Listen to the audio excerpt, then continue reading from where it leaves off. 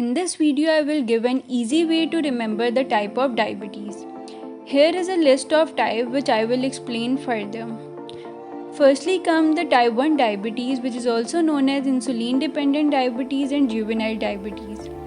This type is an autoimmune disease in which your immune system attacks and destroys the beta cell of pancreas that are insulin producing cell, which lead to absolute deficiency of insulin in body.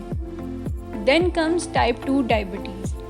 In this type, there is impaired insulin secretion, which means that body does not make enough insulin, or there may be insulin resistance, that is, the body cells do not respond normally to insulin.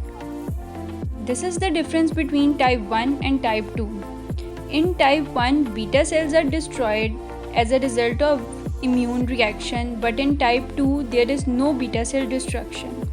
For type 1 diabetes, age of onset is usually below 30, while age of onset is usually above 40 in type 2. In type 1 diabetes, there is faster onset of symptoms as compared to type 2. In type 1, insulin must be administered, but in type 2, diet control and oral hypoglycemic agents are enough to control. In type 1, extreme hypoglycemia causes diabetic ketoacidosis, while in type 2, extreme hypoglycemia causes hyperosmolar hypoglycemic state. Other types include gestational diabetes. It is a form of glucose intolerance that is diagnosed in some women with pregnancy. It is common among obese women and women with family history of diabetes. Another type is neonatal diabetes. It is a rare form of diabetes that occurs within the first 6 months of life. About 50% of all the babies with neonatal diabetes have lifelong condition known as persistent neonatal diabetes. For other half, the condition goes away after a few months, but it can happen later in life. Maturity onset diabetes of young occur as a result of an inherited genetic mutation that alter how your body produces and uses insulin. Then comes latent autoimmune diabetes of adult.